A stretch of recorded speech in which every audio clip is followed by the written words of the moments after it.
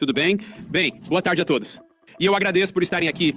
É ótimo estar aqui. É ótimo falar com algumas das pessoas incríveis que temos, tanto no nível local, no nível estadual, do Texas, e também, é claro, com o nosso Patrulha de Fronteira Federal, que está fazendo tantas coisas boas para nos manter seguros. E eu tenho algumas notícias ruins e algumas boas notícias. E a má notícia é que, por causa do que Joe Biden fez na fronteira sul durante 4 anos, tivemos aumentos recordes no crime de imigrantes, nas mortes por fentanil e em apenas enxurradas e enxurradas de pessoas que não deveriam estar em nosso país, que entraram nos Estados Unidos da América. Também temos várias maneiras pelas quais os cartéis se tornaram mais avançados, melhores combatentes, porque Joe Biden abriu a fronteira sul dos Estados Unidos e permitiu que os cartéis a transformassem em seu playground. Agora, essa é a má notícia. A boa notícia é que, como o presidente Trump disse ontem à noite no Estado da União, descobrimos que não precisávamos de novas leis, não precisávamos de legislação sofisticada, só precisávamos de um novo presidente dos Estados Unidos e, graças a Deus, é exatamente isso que temos. E eu vou dizer isso, a mensagem mais encorajadora que levo da minha visita aqui na fronteira do Texas é o número de agentes da Patrulha de Fronteira que vieram até mim e disseram obrigado, ou disseram, por causa disso, reduzimos o número de travessias de fronteira de 1.500 por dia para 30 por dia.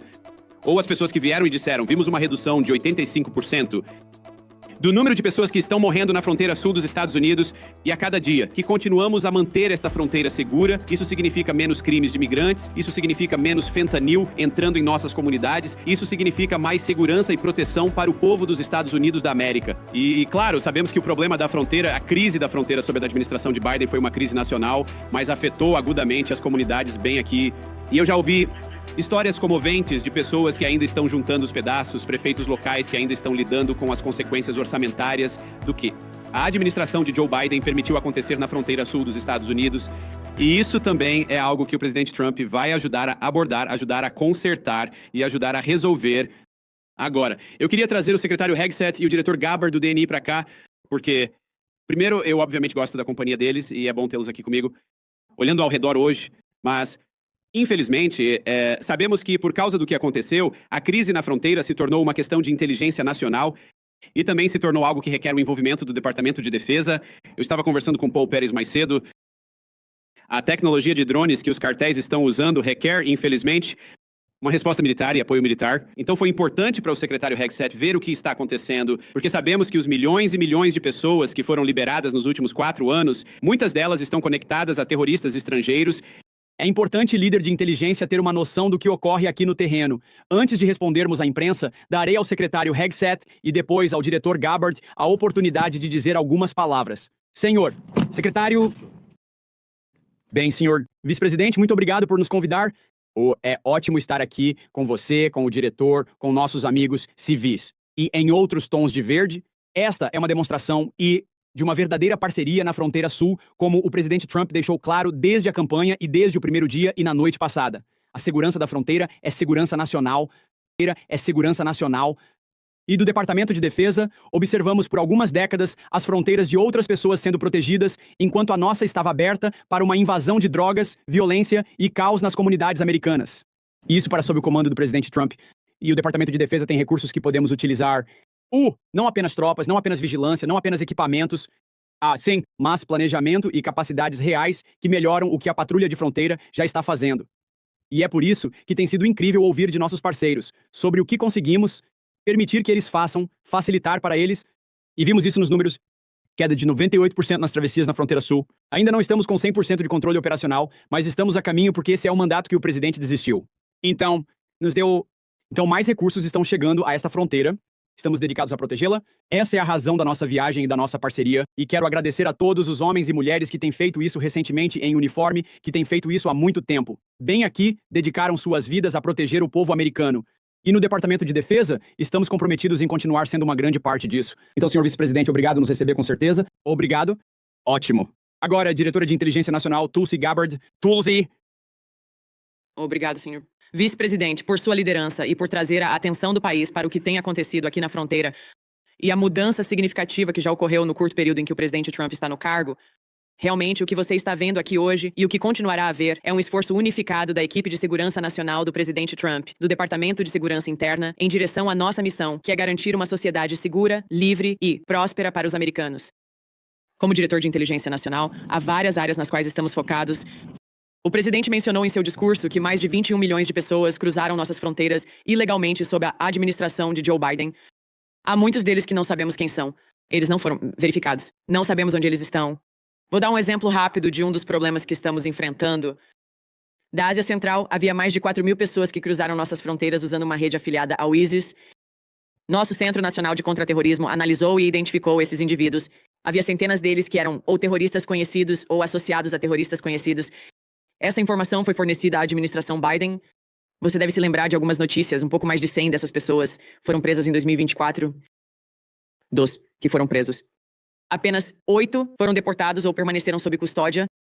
Isso é apenas o começo. Há muitas áreas nas quais precisamos nos concentrar muito, trabalhando com o Departamento de Segurança Interna, trabalhando com o FBI, para garantir que estamos mantendo o povo americano seguro. Nosso Centro de Contra-Terrorismo está trabalhando para garantir que tenhamos essa fonte única para verificação, para que possamos descobrir quem está realmente em nosso país e identificar aqueles que representam uma ameaça e removê-los. A designação do presidente dos cartéis como organizações terroristas estrangeiras se encaixa diretamente nisso, especialmente ao vermos algumas das táticas que esses cartéis estão usando refletirem algumas das táticas que vimos sendo usadas por terroristas islâmicos em países nos quais muitos de nós servimos no exterior. Nossa missão é muito clara. Nosso objetivo é manter o povo americano seguro. Estou grato por fazer parte desta equipe que o presidente Trump montou para cumprir essa missão. Então, antes de responder a perguntas, deixe-me dizer duas coisas finais. Em primeiro lugar, a razão pela qual vimos, como o Pete disse, uma redução de 98% nas travessias de fronteira, a razão pela qual este local específico passou de mais de 1.500 travessias por dia para por 30 travessias por dia, é porque o presidente Trump capacitou e, de fato, exigiu que todo o seu governo levasse a sério a tarefa de controle de fronteiras, e é exatamente isso. E claro, isso me leva ao meu ponto final antes de respondermos a perguntas, é impossível fazer isso sem os homens e mulheres no terreno que estão realmente fazendo o trabalho árduo. Eles só querem ser capacitados para fazer seus trabalhos. O presidente Trump tornou isso possível. Então, do fundo do meu coração e por uma nação grata a cada pessoa que conheci aqui hoje, obrigado por trabalhar arduamente nos negócios do povo americano.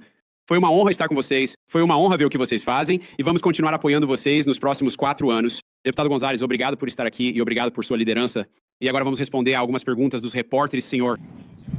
Como vocês têm exemplificado hoje que as travessias de fronteira diminuíram, muita atenção foi voltada para o interior, já que obviamente há muitos imigrantes ilegais, certo?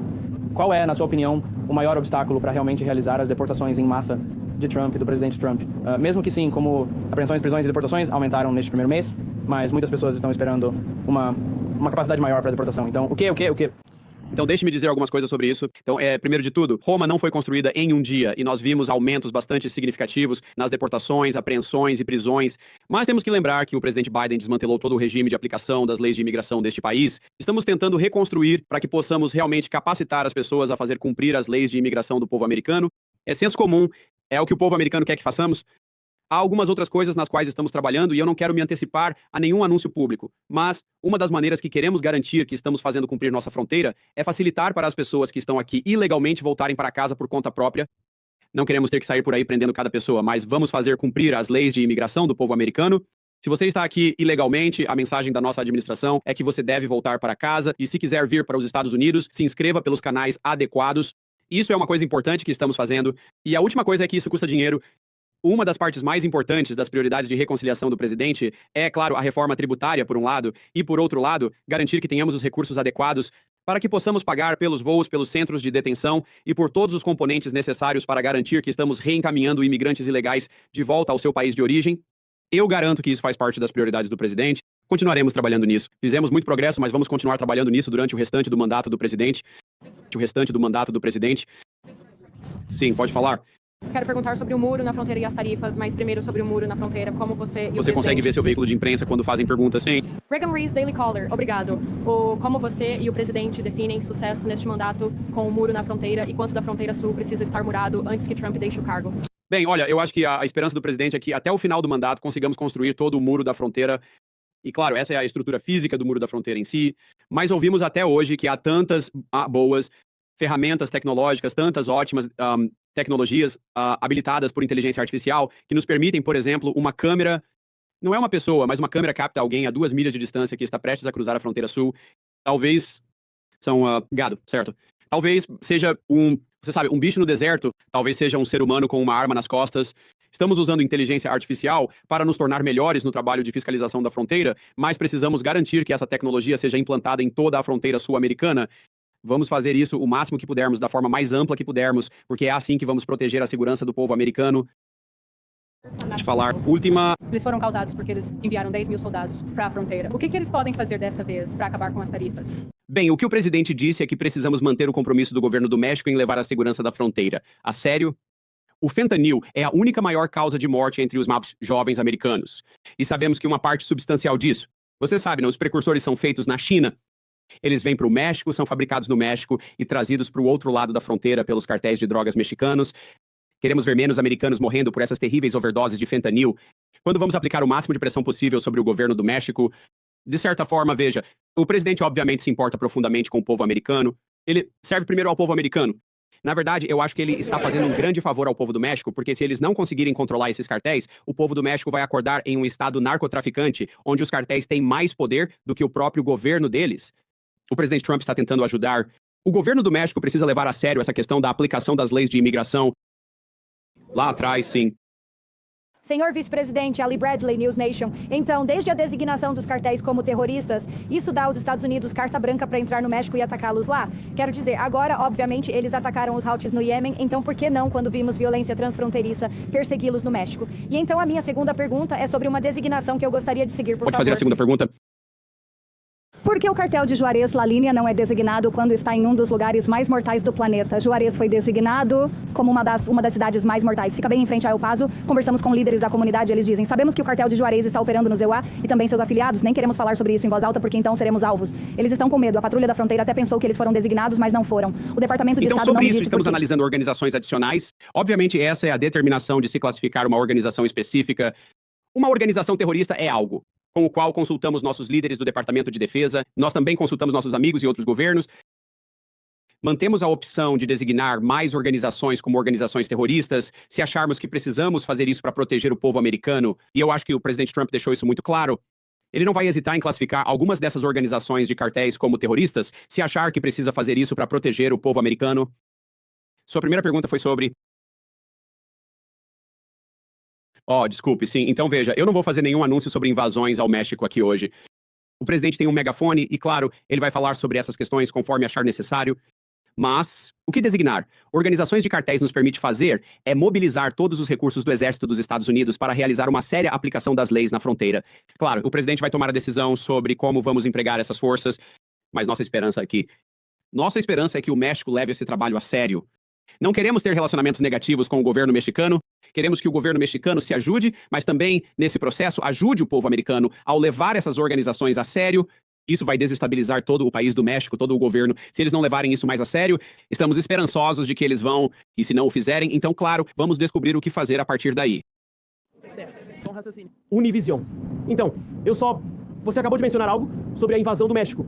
Há alguma conversa ou alguma ideia sobre as forças militares dos Estados Unidos realmente entrarem no México? Próxima pergunta. Sobre as tarifas, há outras indústrias além da automotiva que estão procurando vocês para negociar acordos especiais. E a indústria automotiva sabia que isso estava acontecendo antes de hoje? Bem, várias indústrias entraram em contato conosco para pedir exceções às tarifas, mas eu acho que o presidente deixou muito claro que ele quer que as tarifas se apliquem de forma ampla. Ele não quer ter 500 indústrias diferentes recebendo 500 isenções diferentes. E a maneira de evitar a aplicação das tarifas é ter sua fábrica e sua instalação nos Estados Unidos da América. Esse é o caminho em vista, na América. É assim que você evitará ser penalizado por essas tarifas? Senhor vice-presidente, Keisati 12, John Paul Barajas, o senhor tem falado sobre as melhorias que sua administração fez aqui com as travessias. Pode falar sobre o declínio antes do presidente Trump assumir o cargo sob a administração Biden? Bem, eu acho que, como muitos americanos, aparentemente, membros do cartel de drogas mexicano perceberam em novembro e dezembro, após a eleição, que Joe Biden estava distraído. E eles tiveram que lidar com o então presidente eleito e agora presidente.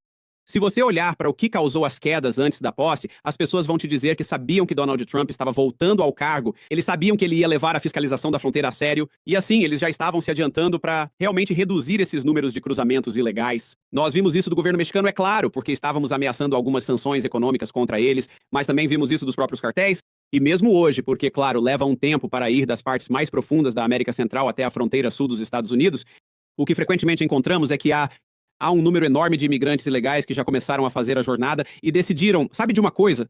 Porque Donald Trump é o presidente, nós vamos voltar para casa. Nós ouvimos hoje sobre um grupo de imigrantes hondurenhos que decidiu que vai voltar para casa, porque eles reconhecem isso. Sob a liderança de Donald Trump, levamos a fiscalização da fronteira a sério. Obrigado a todos. Cuide-se!